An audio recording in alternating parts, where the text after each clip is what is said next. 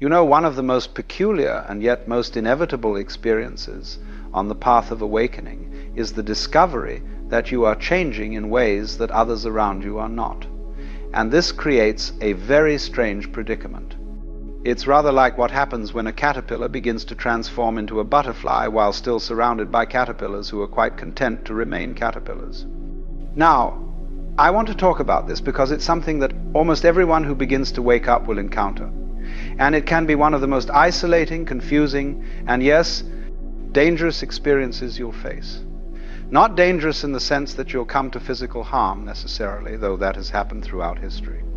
But dangerous in the sense that you may lose everything that once gave you a sense of belonging, identity, and security. Let me begin by saying that growth is not comfortable. It never has been, and it never will be. When a lobster outgrows its shell, it must shed that shell and expose itself, soft and vulnerable, until a new shell forms. During that time, it is in grave danger. Every predator in the ocean would love to make a meal of a soft-shelled lobster.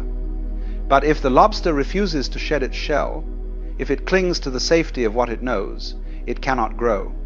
It will remain stunted, confined, unable to realize its full potential. Human beings are much the same way. We outgrow our shells, our beliefs, our relationships, our ways of understanding the world, and when we do, we become vulnerable. We lose the protection of the crowd, the comfort of conformity, the security of being like everyone else. And this vulnerability, this exposure, is what I mean by danger. Now, what does it mean to outgrow those around you? It doesn't mean that you've become superior, or that you're better than they are. This is a trap that many people fall into, and it's a sign that they haven't really grown at all. They've simply traded one form of ego inflation for another. No, outgrowing others means that you've begun to see things that they don't see yet, that you've asked questions they haven't asked, that you've stepped out of the agreed-upon framework of reality while they remain comfortably within it. Perhaps you've begun to question the values that everyone takes for granted, the pursuit of wealth, status, security, the accumulation of possessions, the endless distractions and entertainments that fill up our lives. Perhaps you've begun to see that these things don't lead to happiness, that they're empty promises, that they're symptoms of a deeper malaise, a fundamental misunderstanding about what life is and what we are. Or perhaps you've had experiences through meditation, through contemplation, through crisis, through psychedelics, through some spontaneous opening that have shown you that reality is far more mysterious, far more fluid, far more consciousness dependent than the solid, objective, external world that everyone believes in. You've seen through the illusion of the separate self, or at least caught a glimpse behind the curtain, and now you can't unsee it. When this happens, you find yourself in a very odd position. You're living in two worlds simultaneously. There's the conventional world, the world of commerce and politics and daily routine, the world where everyone is playing their roles and taking it all very seriously. And then there's this other dimension, this deeper reality, that's always present but that most people are completely oblivious to. And you must learn to navigate both worlds. You must learn to speak two languages, the language of the marketplace and the language of the mystic. You must learn to be in the world but not of it, as the old saying goes. And this is extraordinarily difficult because the two worlds have different rules, different values, different ways of making sense of experience. The people around you, your family, your friends, your colleagues, they're still operating entirely within the conventional framework. They're concerned with their careers, their mortgages, their social standing, their plans for the future. And these concerns, which once seemed so important to you, now seem rather trivial, rather beside the point. Not because you've become callous or indifferent, but because you've seen that there are deeper questions, more fundamental issues at stake. But you can't simply tell them this. You can't sit down with your family at dinner and say, you know, I've realized that the self is an illusion and that we're all manifestations of one universal consciousness. They'll look at you as if you've lost your mind. And in a sense, you've lost the conventional mind, the socially conditioned mind, and you haven't yet fully articulated what you found in its place. So you remain silent, or you speak in hints and suggestions, or you try to find people who understand what you're going through. And this is where the isolation begins. Because the people you've known all your life, the people you love and care about, increasingly seem to be living in a different reality than you are. You're speaking different languages, pursuing different goals, seeing the world through entirely different lenses. And they sense this, even if they can't articulate it. They sense that you're no longer quite one of them, that you've changed in some fundamental way, that you're not playing the game with the same enthusiasm you once had. And this makes them uncomfortable. It threatens them. Because if you can step outside the agreed-upon framework, then maybe the framework isn't as solid as they thought. Maybe their own lives are built on sand. They may respond in various ways. Some will try to pull you back, to normalize you, to get you to be the way you used to be. You've changed, they'll say, and it won't be a compliment. They'll accuse you of becoming strange, impractical, irresponsible, self-absorbed. They'll remind you of your duties, your obligations, your place in the social order. They'll do everything they can to squeeze you back into the box you've outgrown. Others will simply distance themselves from you. They'll find you boring or preachy or incomprehensible. The conversations that once flowed easily now feel forced and superficial. You have less and less in common. The friendship or relationship gradually withers, not through any dramatic break, but through a slow, sad drifting apart. Still others may become hostile. This is particularly true if you've outgrown a religious or ideological framework that they're still invested in. If you were raised in a particular faith and you've moved beyond it, if you've questioned the dogmas and found them wanting, your very existence becomes a threat to those who still believe. You're a heretic, an apostate, a lost soul who must be saved or shunned. This is the danger I'm speaking of. Not that you'll be physically harmed necessarily, though that can happen, but that you'll lose your community, your tribe, your sense of belonging to something larger than yourself. Human beings are social creatures. We need connection. We need to feel that we're part of a group, that we're understood and accepted. And when you outgrow those around you, you risk losing all of that.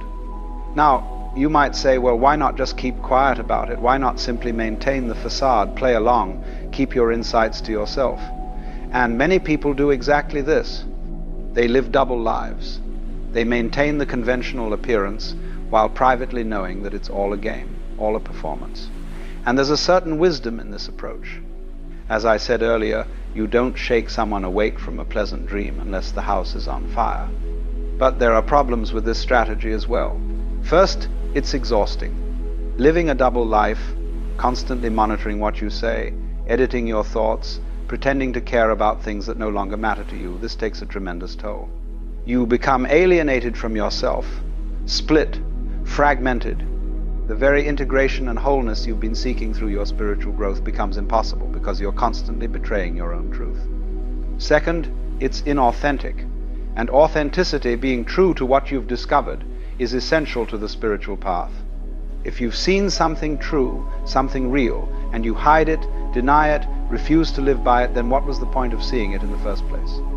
You become like someone who's discovered a treasure but is too afraid to spend it, so they bury it in the ground and continue to live in poverty.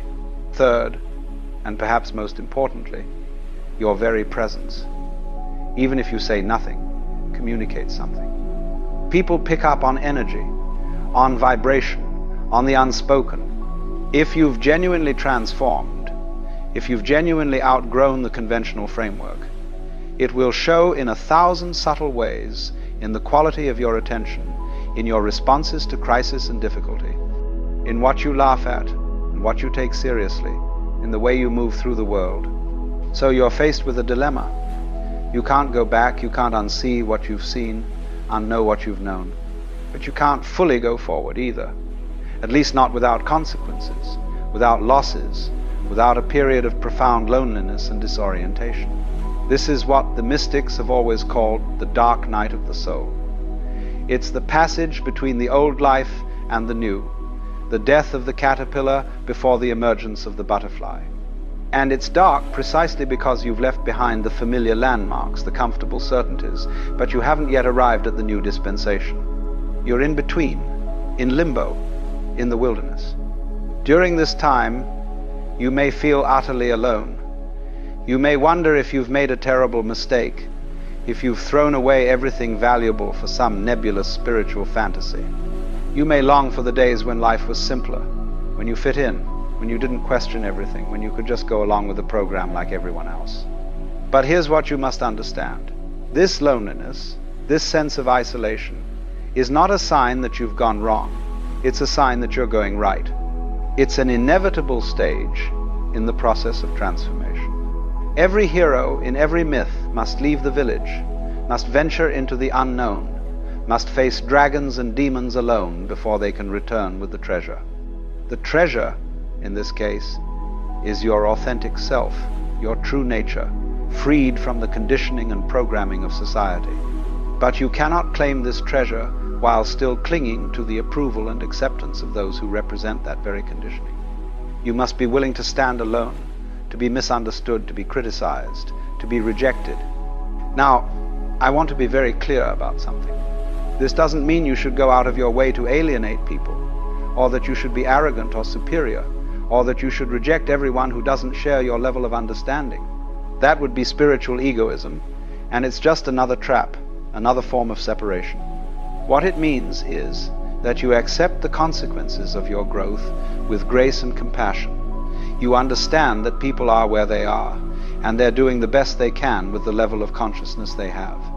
You don't judge them or look down on them. You simply recognize that you're on different paths, at least for now. And you trust that if you're meant to have community, if you're meant to have companions on the journey, they will appear. Because here's the wonderful thing. When you outgrow one level, when you shed one shell, you don't remain alone forever. You find others who have also outgrown that level. You discover a new community, a new tribe, a new set of companions who speak your language, who understand your experience, who are wrestling with the same questions you are. This is why spiritual seekers throughout history have formed communities, monasteries, ashrams, mystery schools, philosophical circles. Not because they're elitist or exclusive, but because they needed to be with others who understood what they were experiencing, who could support them through the difficult transitions, who could remind them that they weren't crazy, that the path was real, that the struggle was worthwhile. But these communities are often hidden, or at least not obvious. They don't advertise, they don't proselytize. You find them when you're ready, when your seeking becomes sincere enough, when your loneliness becomes acute enough, and often you find them in unexpected places, a chance conversation with a stranger, a book that falls into your hands at exactly the right moment, a teacher who appears just when you need them. The key is not to cling desperately to the old relationships out of fear of being alone, but also not to cut ties prematurely out of spiritual pride. There's a middle way, as there always is. You maintain what connections you can maintain authentically. You honor your history, your roots, the people who loved you before you changed. But you don't betray yourself to preserve those connections. You don't make yourself small to make others comfortable. And sometimes, miraculously, the people around you grow too. Sometimes your own transformation becomes a catalyst for their awakening. They see something in you, a peace, a clarity, a freedom, and they want it for themselves. They start asking questions. They start opening up. And then the relationship transforms along with you, deepens, becomes more real, more honest, more alive. But you can't force this. You can't make people grow. All you can do is be yourself, be authentic, be the embodiment of what you've discovered, and trust that those who are ready will recognize it. The rest will fall away, and you must let them go with love and gratitude for what they've given you, for the role they played in your journey, even if that role has now ended. The danger of outgrowing everyone around you is real. You may lose friends, family members, communities that once defined you. You may go through periods of profound loneliness. You may question whether it was worth it. But I can tell you, from my own experience and from observing countless others on this path, that on the other side of this danger is a freedom, an authenticity, a depth of being that makes all the losses worthwhile. Because what you gain is yourself, your true self. not the self that was constructed to fit in, to please others, to meet expectations. And once you've found that, once you've tasted that freedom, you realize that you were never really losing anything real. You were only losing illusions, masks, false identities. The real connections, the real love, the real community, these remain, or they appear anew, deeper and truer than before. So if you find yourself outgrowing those around you, know that you're not alone, even in your aloneness. Know that this is part of the process, part of the path. Know that it's temporary, this loneliness, this sense of being between worlds. And know that the courage it takes to keep growing, to keep being true to what you've seen, even when it costs you everything familiar, this courage is the mark of a genuine spiritual warrior, a true seeker of truth. The caterpillar must die for the butterfly to be born. There's no way around it. But what emerges is so much more beautiful, so much more free, so much more alive than what was lost. Trust the process. Trust your growth, and trust that life, in its infinite intelligence, is guiding you exactly where you need to go, even when the path leads through darkness and uncertainty.